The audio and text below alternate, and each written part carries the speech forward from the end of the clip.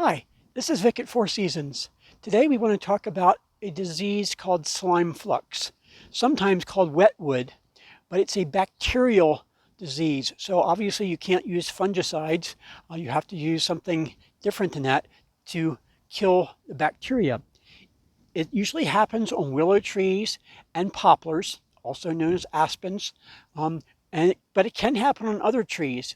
And what you end up seeing is a white oozing mass coming out of the tree and running down the tree. Oftentimes, it will attract bees and wasps and sometimes beetles and sometimes ants, none of which are really desirable. If you don't kill this, it can, on a small tree like this, kill your tree. So you need to when you see it, you need to act quickly. I've brought with me a sharp knife today and a spray bottle full of 4 parts water and 1 part rubbing alcohol. Happens to be 91% rubbing alcohol, so you can go down as low as 60, but nothing less than that, because you want to make sure that the alcohol is what's going to kill the bacteria.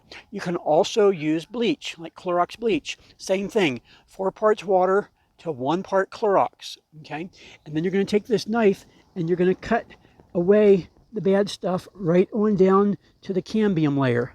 It's not anything that people like to do, but if you don't do it, you don't have as good a chance of saving the tree. So you actually have to cut into the cambium layer. You have to cut in till you hit the hardwood. Okay, so you have to cut away all this stuff that doesn't look good, that looks rotten. Okay, and make sure you get it well cut away until basically you see healthy wood there. Okay. On a small tree like this, sometimes it's a little bit more difficult to do. Bigger trees a little bit easier, but you still have to get in there. You can see the site of the infection there.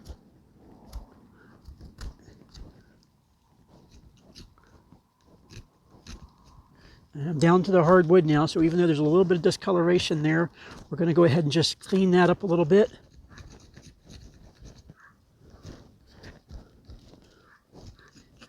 And then it's a matter of taking your spray bottle. By the way, don't ever use that knife anywhere on anything else that you're cutting without disinfecting it with the alcohol or the bleach.